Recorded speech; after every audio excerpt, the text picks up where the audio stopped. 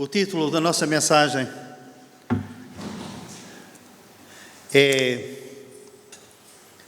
Jesus fora de casa. E à medida que nós vamos fazendo algumas considerações na palavra de Deus, vocês irão compreender que escolhemos este título, Jesus fora de casa.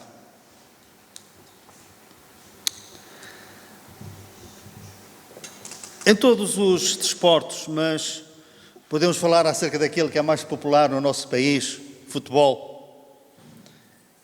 O fator casa tem muita influência. O que é o fator casa? Está provado que quando uma equipa joga em casa, no seu próprio estádio, tem mais probabilidades de ganhar o jogo do que se jogar fora de casa. Mas isto não é apenas uma percepção nossa, é algo que os pesquisadores concluíram desta forma. Em média, 65% dos pontos de uma equipa, quer seja do topo da classificação, quer seja a meio da tabela ou no fim da tabela, 65% dos pontos são feitos nos jogos em casa. E 35% dos pontos são feitos fora de casa. Qual a explicação para isto? Há várias explicações, nomeadamente que quando uma equipa joga no seu próprio estádio, está mais ambientado, está mais adaptado à relva, às dimensões do campo, há um brio maior porque está perante os seus adeptos, mas a principal razão é esta, é que jogando em casa, os incentivos e os apoios são muito maiores, vindos do público, dos espectadores, do que são fora de casa. Por exemplo, um grande jogo, duas grandes equipas, um estádio com 62 mil pessoas. Em média, 60 mil pertencem à equipa que joga em casa e 2 mil espectadores pertencem à equipa adversária. Portanto, há um entusiasmo maior, há um incentivo maior à equipa que joga em casa.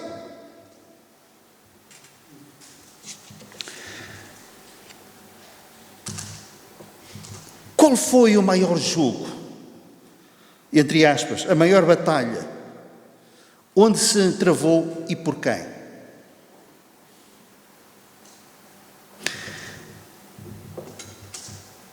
Ontem e anteontem celebrou-se a invasão por parte das tropas aliadas, o seu desembarque nas praias da Normandia, na França. Como sabem, durante a Segunda Guerra Mundial, a certa altura a Alemanha conquistou a França. E a grande recuperação para vencer a Alemanha começou quando as tropas aliadas desembarcaram na Normandia e depois avançaram pela França e foram reconquistando outros países que estavam sob o domínio da Alemanha nazi. Foi uma batalha terrível. Só naquele desembarque, pensa-se que morreram cerca de 4.500 soldados das tropas aliadas. Saíam daquelas embarcações e os alemães lá no alto metralhavam e eles caíam e outros se levantavam e caminhavam uns metros e caíam e as águas do mar ficaram tingidas com o sangue vermelho das tropas aliadas. O que é que estava em causa? Como que uma nuvem escura tinha pousado sobre a Europa. Uma nuvem de crueldade, de maldade, tortura, em que não havia respeito pela vida humana, antes pelo contrário, havia um menosprezo pela vida humana. Ainda está por saber especificamente o que é que teria acontecido se a Alemanha tivesse ganho a guerra. Felizmente, nós não sabemos ao certo porque isso não aconteceu. Mas com certeza que gerações e gerações, se calhar até a nossa própria geração teria sido influenciada negativamente por essa vitória alemã. Sem dúvida que o desfecho dessa guerra trouxe consequências neste caso positivas, para a Europa. Não somente para o continente europeu, como também para o norte da África, para a Ásia, nomeadamente Japão, Filipinas, etc. Mas, mesmo que isso tivesse acontecido, nós sabemos que mais tarde ou mais cedo, que a verdade e a justiça prevalecem, como que ressuscitam dos escombros e levantam-se. Pode demorar décadas, mas o bem acabará sempre por triunfar. E pode ser derrubado novamente, mas voltará a erguer-se outra vez. Mas a batalha que Jesus travou no monte do Calvário era a mãe de todas as batalhas. Não estava em causa apenas, e seria muito se fosse apenas isso, mas não estava em causa apenas o destino de um país, de um continente. Estava em causa o destino eterno de milhões e milhões de pessoas, o nosso próprio destino, a nossa própria história. Não haveria mais possibilidade de haver esperança, transformação, mudança de vida, salvação eterna. Em vez disso, tínhamos o espectro de uma perdição eterna, de umas trevas eternas. E Jesus está a travar esta batalha fora de casa, em condições desvantajosas. Nada era a seu favor. Uma análise sumária do contexto daquela batalha, ela era de todo desfavorável a Jesus. A própria Bíblia diz que ele foi crucificado por fraqueza, em humilhação, em vergonha. A Bíblia fala acerca da vergonha da cruz.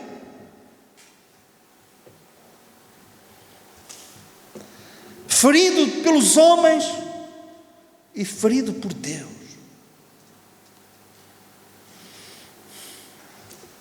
Aquilo que era possível visualizar, Jesus estava fora de casa. Mas aquilo que nós não estávamos a ver, e Jesus estava a ver e a sentir, ele estava fora de casa. Mateus capítulo 27, fala-nos acerca daquilo que se passou ali e que foi retratado fielmente pelos 4 evangelistas, mas que sumariamente nós podemos ler no Evangelho segundo Mateus, capítulo 27.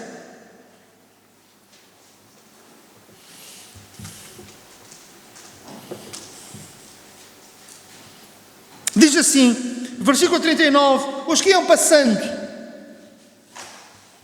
blasfemavam dele, meneando a cabeça e dizendo: ó tu que destróis o santuário e em 3 dias o reedificas, salva-te a ti mesmo, se és o Filho de Deus, e desce da cruz. Diz que Jesus foi crucificado no monte do Calvário, e havia ali uma encruzilhada em que passavam muitas pessoas por aquele lugar, mas acima de tudo havia ali muitos espectadores, devido àquilo que Jesus era, aquilo que ele tinha feito. Havia uma curiosidade muito maior do que acontecia com outros que eram condenados à morte por crucificação. Então eles iam passando e blasfemavam dele.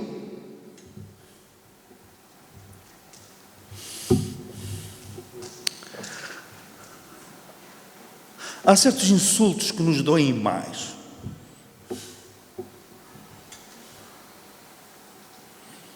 Um dia falava com um colega que é um homem pacífico.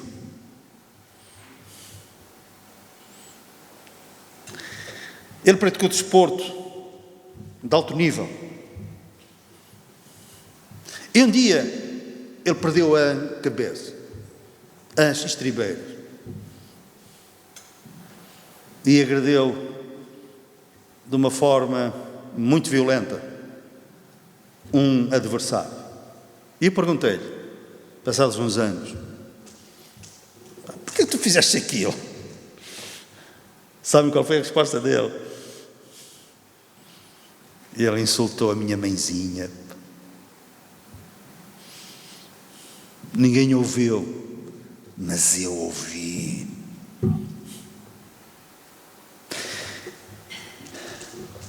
Há um insulto que me dói de uma forma tremenda. Amo muito a minha mãezinha, mas vou-vos confessar uma coisa. Esse outro insulto dói-me mais do que se insultassem a minha mãe. É quando tocam naquilo que eu mais amo. Quando misturam blasfémias e calúnias em que metem o meu Deus.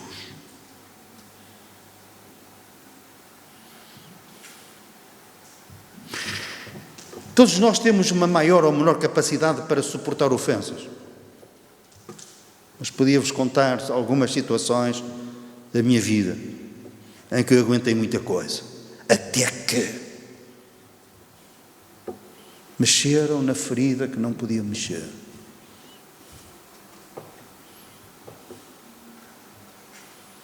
E alguns foram expulsos do meu consultório por causa disso.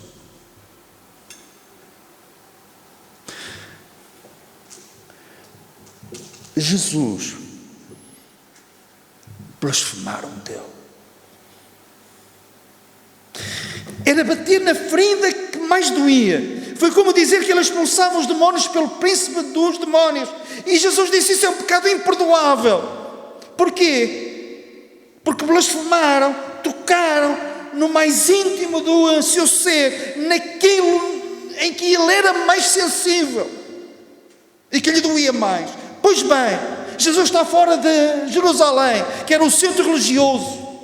Ele foi crucificado fora de portas, fora da cidade. Ele está fora de casa. Estava na sua própria nação, sim, mas era como que estivesse num país estrangeiro. Porquê? Porque ele veio para o que era seu e os seus não o receberam. Ele estava fora de casa. Tratado como um estranho. No dia anterior a multidão tinha dito: nós não queremos que ele reine sobre nós. Fora de casa. Está fora de casa. Ou tu que destróis o santuário e em 3 dias o reedificas. Dizes que destróis o templo, que demorou 46 anos para ser edificado, e tu dizes que o destróis em 3 dias que o levantas. Eles não tinham percebido nada. Portanto, Jesus falava acerca do seu próprio templo, falava acerca do seu próprio corpo. Se for sepultado, ele sabia que era sepultado, mas ao 3º dia eu reedificarei esse templo que vós destruís. Levantar-me-ei. Jesus falava acerca do seu corpo. Salva-te a ti mesmo, se és o Filho de Deus, e desce da cruz. Depois daqueles 3 anos, ainda questionavam se ele era o Filho de Deus. E a ordem era: desce da cruz. De igual modo, os principais sacerdotes com os escribas e anciãos escarneciam, dizendo: salvou os outros, a si mesmo não pode salvar-se. Outra vez, a bater na ferida que mais doía. Se ele descer, creremos nele. Confiam em Deus, pois venha livrá-lo agora, se de facto lhe quer bem, porque disse: sou Filho de Deus. E os mesmos impropérios, os mesmos insultos lhe diziam também os ladrões que haviam sido crucificados com ele. Quanto aos soldados romanos, nós sabemos como zombaram e como trataram Jesus. Jesus está fora de casa. As condições são adversas. E onde é que estavam os seus discípulos? Onde é que estavam os apóstolos que ele tinha escolhido? Onde estavam aqueles e aquelas que o tinham seguido? O versículo 55 do mesmo capítulo dizia: estavam ali muitas mulheres observando de longe. Eram as que vinham seguindo a Jesus desde a Galileia para o servirem. Entre elas estavam Maria Madalena, Maria, mãe de Tiago e de José, e a mulher de Zebedeu. Mas estavam de longe. Estavam de longe. Envolvidas por aquela situação de terror e de medo, elas observavam de longe. Mas nós sabemos que durante aquelas 6 horas algumas coisas aconteceram. Os apóstolos, os seus discípulos, todos tinham fugido. Entretanto, um deles traiu Jesus, vendeu-o por 30 moedas, o outro negou, o apóstolo Pedro. E seguiam de longe para ver como é que aquilo acabava. A Bíblia diz, para ver o fim daquilo. Então Pedro está ali, segue de longe, apenas como um mero espectador, para ver como é que aquilo ia acabar. Mera curiosidade. Já agora vamos ver o que é que isto dá. Jesus está fora de casa.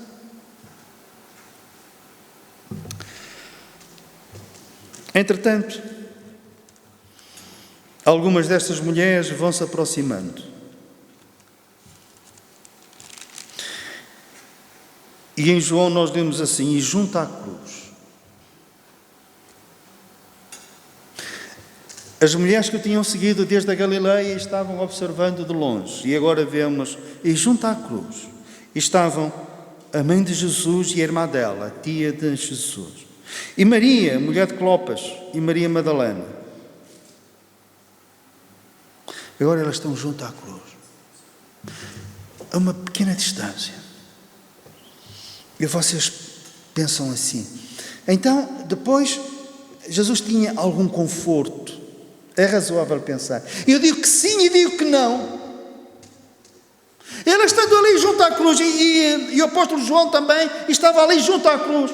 Ele também tinha fugido juntamente com os outros, mas agora ele voltou. As mulheres que estavam longe, algumas delas aproximaram-se e ficaram junto à cruz. Estas mulheres identificadas aqui estavam junto à cruz. E Jesus estava ali crucificado e elas estavam ali tão perto. E vocês perguntam, mas isso era bom? E eu digo, era bom e era mau. Era mau porquê?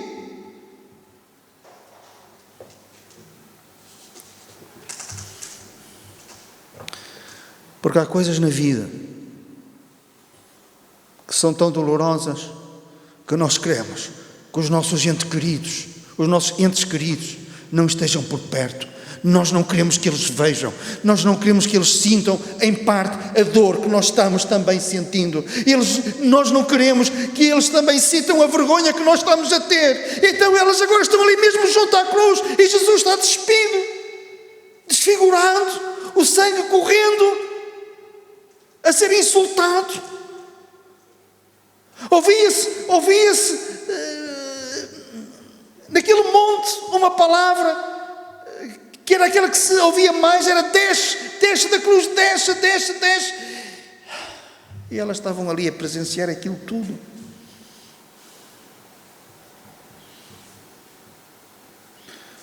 Houve conforto, houve para Jesus, mas com certeza que também houve desconforto. Jesus apercebeu-se, com certeza, da confusão que ia nas suas mentes. Elas não estavam a compreender. E às vezes há situações na nossa vida que nós ficamos como cegos. Não há ninguém que diga nada para levantar, para mudar. A nossa observação é para mudar os nossos conceitos. Não houve ali ninguém que gritasse, mas Ele vai ressuscitar. Ninguém se lembrou disso. Uma amnésia coletiva. E Jesus tinha dito que ia ressuscitar, mas ninguém se lembra. Havia decepção no olhar daquelas mulheres. Os sonhos lindos tinham-se transformado num pesadelo que parecia não ter fim. confusão, incompreensão, derrota.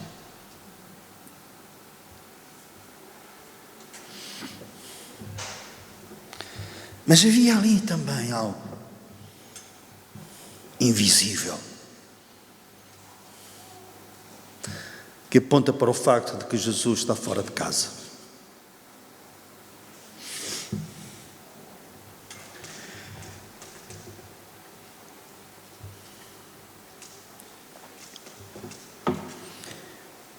A Bíblia fala acerca de casos em que os principados das trevas,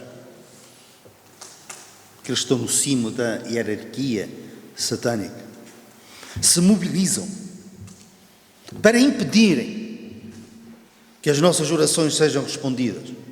Vemos isso em Daniel, o príncipe do reino da Grécia, o reino da Pérsia, a impedir que as orações de Daniel subissem até ao trono de Deus. Não vamos entrar por aí, mas há uma mobilização. E foi necessário o arcanjo Miguel vir para lutar contra esses demónios poderosos. E ao fim de 21 dias, há uma libertação dessas orações. Era apenas a oração de um homem. Agora, no Monte Calvário, o que é que está em causa? Conforme nós atrás dissemos, é a esperança. É a causa da nossa eterna salvação. É a vitória sobre o pecado, sobre a morte, sobre Satanás. E vocês acham que os principados das trevas não se mobilizaram para estar ali? Podemos dizer que aquele monte, que Jesus, tendo uma visão do mundo espiritual, e ele via que os demónios tinham subido do inferno, os principados estavam ali, comandados pelo príncipe das trevas, Satanás, e as pessoas tinham emprestado as suas bocas a Satanás, e por isso é que diziam: desce da cruz, desce da cruz, desce da cruz. Jesus está fora de casa, num ambiente completamente hostil.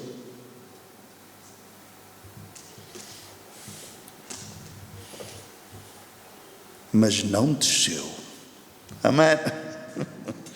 Mas não desceu.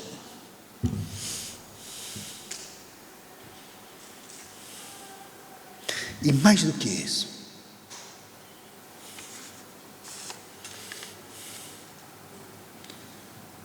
Jesus olha à volta e sabem quem é que ele não vê? O Pai. Estão os homens hostis, estão os principados das trevas.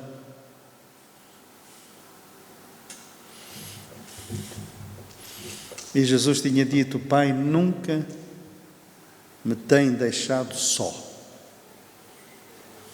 Essa é a regra. A exceção foi no Monte Calvário, em que Jesus está sozinho a lutar contra os homens, contra os demónios e contra a ausência do Pai. O Pai não está lá. E Jesus podia ter citado o Salmo 22: porque te alongas de mim, porque te afastas de mim e não ouves a voz do meu bramido. E isso vai ecoar numa das últimas frases, quando Jesus em alta voz diz: Deus meu, por que me desamparaste? Jesus está fora de casa.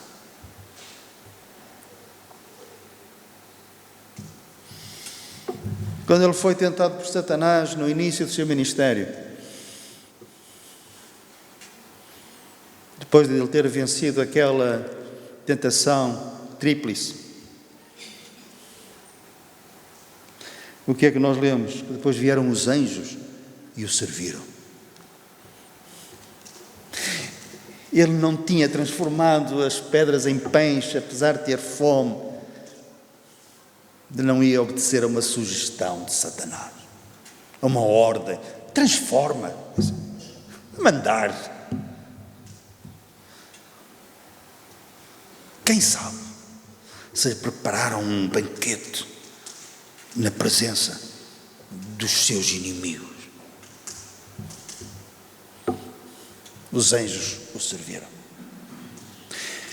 No Getsemane, quando Jesus ora, está em agonia,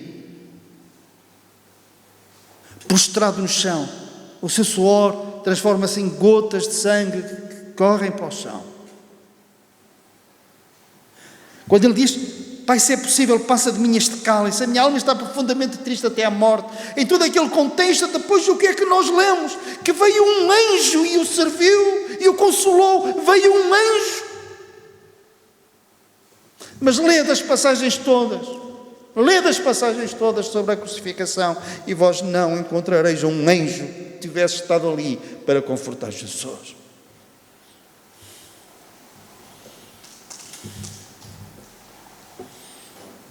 Ali não há anjos de Deus, não há Deus, não há anjos de Deus.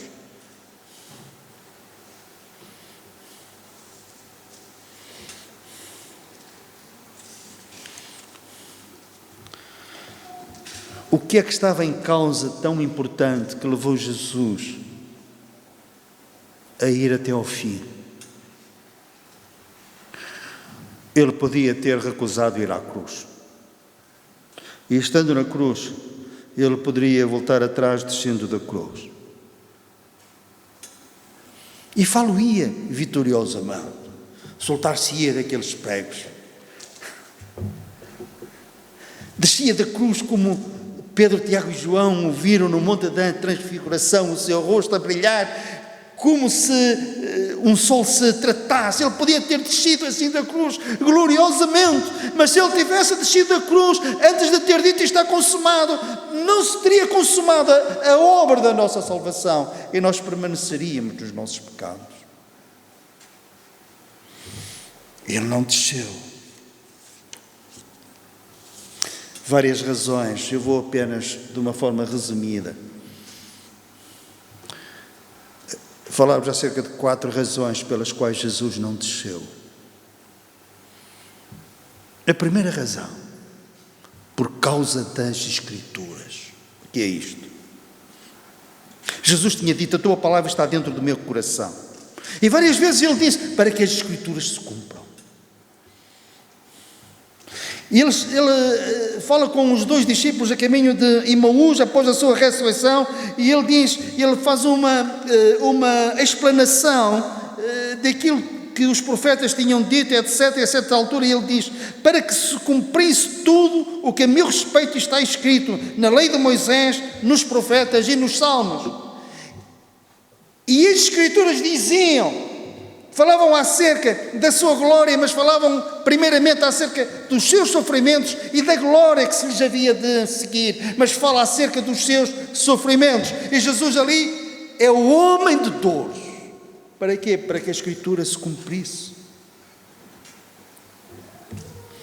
Ele prezava o cumprimento das profecias. E havia uma que jamais ele iria voltar atrás, jamais ele desceria antes que essa Escritura se cumprisse. Isso era inegociável, estava fora de questão. Sabe qual foi a primeira profecia acerca dele?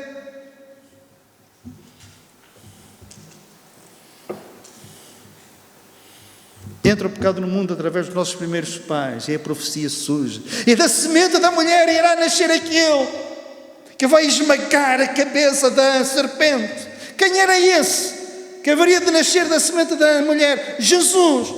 Esmagar a cabeça da serpente. Quem é essa serpente? Satanás. Onde? No monte do Calvário. Jesus venceu Satanás e, por assim dizer, esmagou a cabeça da serpente. E a profecia cumpriu-se em Jesus, para que se cumprisse a Escritura.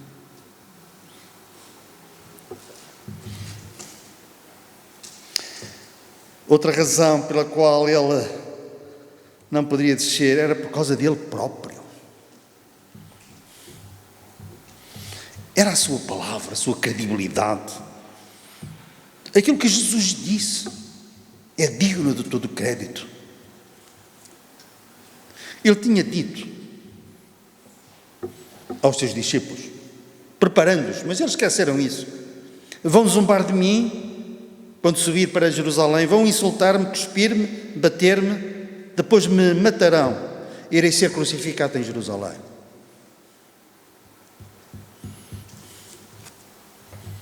Mas ao fim de 3 dias ressuscitarei. Ele disse. E ninguém, nada poderia alterar o cumprimento daquilo que Jesus disse. Por isso, quando Jesus faz afirmações, e nós lemos tantas afirmações que ele fez, essas afirmações não há maneira de serem anuladas, de voltarem atrás. Quando, por exemplo, ele diz, ninguém vem ao Pai senão por mim, acreditem, ninguém vem ao Pai senão por ele, porque senão era a sua palavra que estava em causa. Era a sua palavra. Por causa dele mesmo. Por causa do Pai e da sua glória. Nós lemos assim, na célebre oração sacerdotal de João, capítulo 17, eu cito, Jesus diz, ó Pai, eu glorifiquei-te na terra, tendo consumado a obra que me deste a fazer. Eu glorifiquei-te como? Tendo concluído, tendo consumado, tendo acabado a obra que tu me deste a fazer. E que obra é que o Pai lhe deu a fazer, nomeadamente? A fazer a nossa redenção. E para fazer a nossa redenção, era necessário ele morrer na cruz do Calvário. Muitas vezes interrogamos-nos assim, mas como é que eu posso glorificar a Deus? Olhem, baseado neste versículo, é nós termos a curiosidade, não somente a curiosidade, o interesse, melhor direi, desculpem, termos o interesse de dizer, Senhor, qual é o teu plano, qual é o teu propósito para mim, e o Senhor vai nos mostrar, se houver um compromisso de coração com Ele, com a igreja, com o seu povo. Se nós tivermos interesse em saber quais são os dons que o Senhor nos deu e usá-los e despertá-los, e glorificamos a Deus, tendo consumado a obra que Ele nos deu para fazer. E então, Jesus, por causa da glória do Pai, para glorificar o Pai, e Ele disse, eu vou consumar a obra que tu me deste a fazer. E então Ele diz, está consumado, está consumado. Liguem as duas passagens. E eu glorifiquei-te na terra, tendo consumado a obra. E Jesus, do alto da cruz, diz, está consumado. Eu consumei a obra, por isso deu glória a Deus. E finalmente, a quarta razão, por nossa causa, por sua causa. Sem a obra da cruz, ficaríamos sem Deus, sem esperança e sem salvação. As trevas espirituais, para sempre, invadiriam as nossas vidas e o mundo.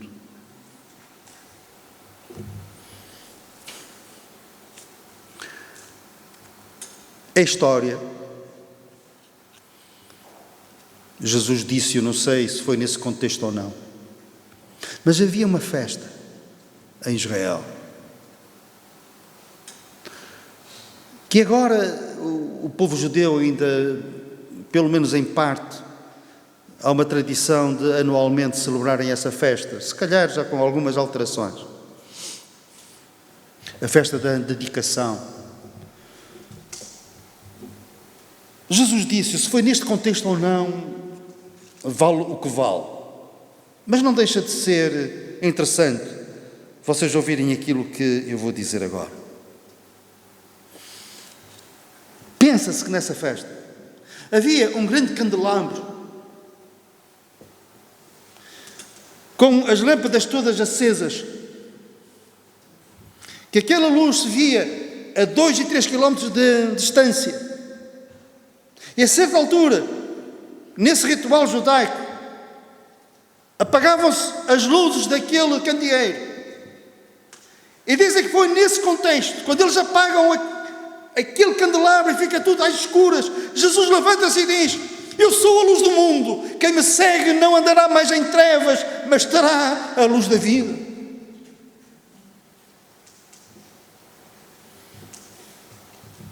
na festa dos tabernáculos.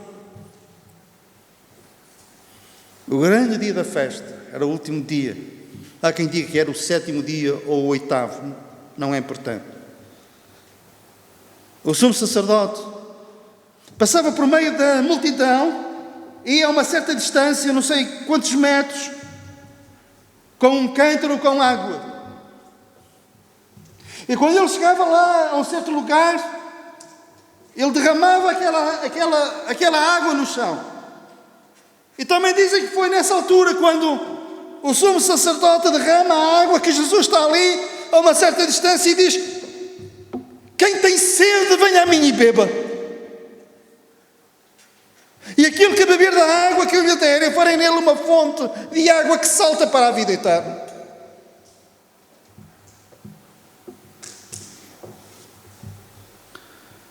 E tudo isto por nossa causa. Há um farol para o mundo, porque Jesus é a luz do mundo. Nós temos luz nas nossas almas, porque Jesus é a luz do mundo. Outrora erais trevas, diz Paulo escrevendo aos Efésios, mas agora sois luz no Senhor. A Bíblia fala acerca dos filhos das trevas e fala também acerca dos filhos da luz, aqueles que creem em Cristo como a luz do mundo. O último pensamento é este. Deus habita, escreve Paulo escrevendo aos Romanos, na luz inacessível. Deus está na luz, mas que é inacessível. Mas nós temos acesso ao Deus que é a luz nesse lugar inacessível por causa de Jesus. E aquilo que é inacessível aos outros torna-se acessível àqueles que creem em Jesus como a luz do mundo. E foi por nossa causa, para nós termos esperança, para nós termos luz, para termos salvação, para termos acesso ao Deus que habita na luz inacessível. Amém? E tudo isto por causa de Jesus. Padeceu fora de Jerusalém. Travou a maior batalha de todas, fora de casa. O Senhor nos abençoe. Amém.